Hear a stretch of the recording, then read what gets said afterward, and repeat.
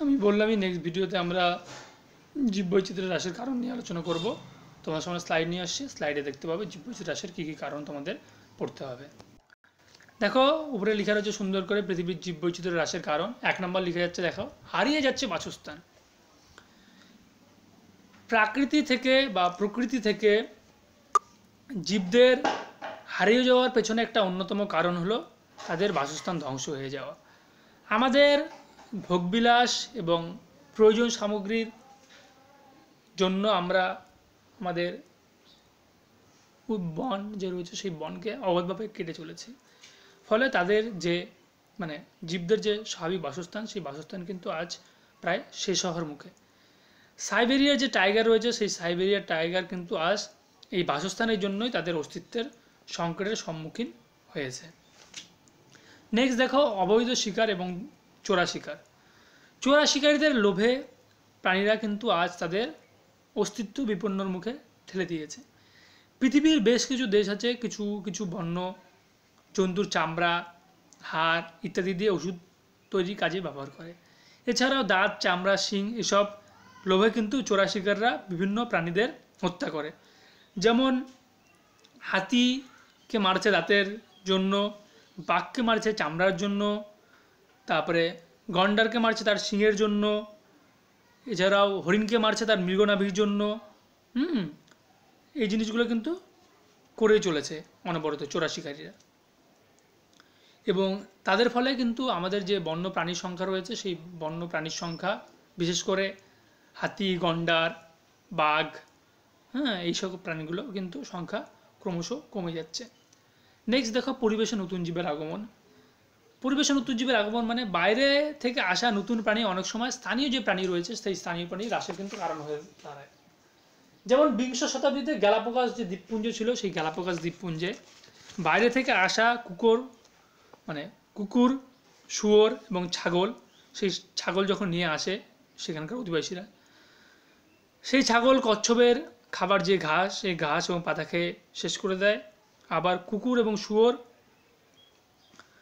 কচ্ছপের যে ডিম, সেই ডিম কিন্তু নষ্ট করে দেয়। ফলে একসময় দেখা যায় যে কচ্ছপের যে সংখ্যা, সেই সংখ্যা কিন্তু প্রবল পরিমাণে হ্রাস হয়ে যায়।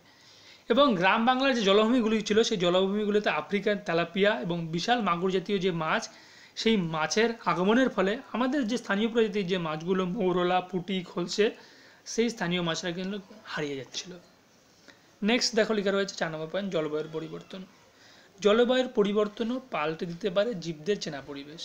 আমি বললাম এই জলবায়ুর আগের ভিডিওতে তোমরা দেখেছো, জলবায়ুর পরিবর্তনের ফলে হিমবাহের বরফ গলছে, সমুদ্রের জলতলের উচ্চতা বৃদ্ধি পাচ্ছে।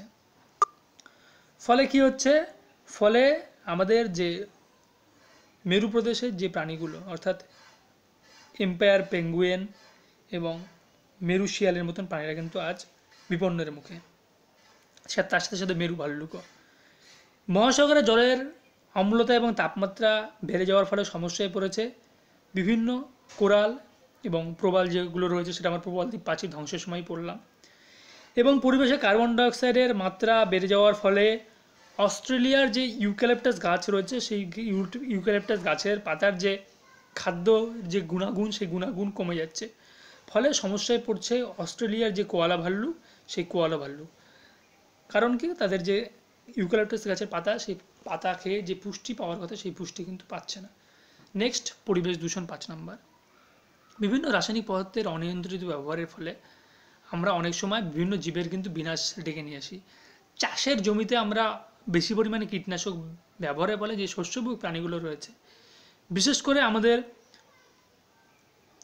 যে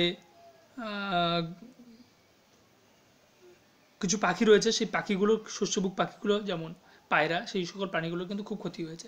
এছাড়াও এই সকল বজ্রগুলো যখন কীটনাশকগুলো যখন আমাদের নদী, খাল, বিল ইত্যাদিতে মিশেছে, তখন কিন্তু আমাদের জলজ মাছ এবং জলজ প্রাণী তাদের কিন্তু মৃত্যু ঘটেছে। উত্তরবঙ্গের বিভিন্ন নদীতে বিষাক্ত রাসায়নিক পদার্থ এসে পড়ায় প্রচুর পরিমাণে মাছের মৃত্যুর খবর হয়তো আমরা অনেকেই জানি। এবং শিল্প এবং কৃষিক্ষেত্রে এই বিষাক্ত রাসায়নিক পদার্থ যখন গঙ্গায় এসে মেশে, ফলে গঙ্গার যে শুশুক ছিল গ্যাঞ্জেটিক ডলফিন, তার সংখ্যাও কিন্তু ক্রমশ কমে যাচ্ছে। লাস্ট, অতিরিক্ত অর্থনৈতিক ব্যবহার। কোনো বিশেষ উদ্ভিদ বা প্রাণীর অর্থকারী গুরুত্ব যদি খুব বেশি হয়, তবে কিন্তু তার অতিরিক্ত ব্যবহার আমরা কিন্তু করি, যার ফলে সেই জীবটা কিন্তু অস্তিত্ব বিপন্ন হয়ে পড়ে। যেমন হিমালয়ের কস্তুরী মৃগ হলো এরকম একটা প্রাণী। এর থেকে পাওয়া যায় মৃগনাভি। এই মৃগনাভি থেকে তৈরি হয় নানা সুগন্ধি দ্রব্য। মানুষের এই আকাঙ্ক্ষা মেটাতে গিয়ে কিন্তু আজ আমরা এই যে প্রাণী রয়েছে এই প্রাণীর কিন্তু অস্তিত্ব সংকটের মুখে ঠেলে দিয়েছি। নেক্সট ভিডিওতে তোমরা পৃথিবীর জীববৈচিত্র্য ভেতরে কারা কারা রাজ ঘটেছে, বজ্র ও মানব স্বাস্থ্যের কী ঝুঁকি রয়েছে সেই ঝুঁকি সম্পর্কে আমরা নেক্সট ভিডিওতে জানবো।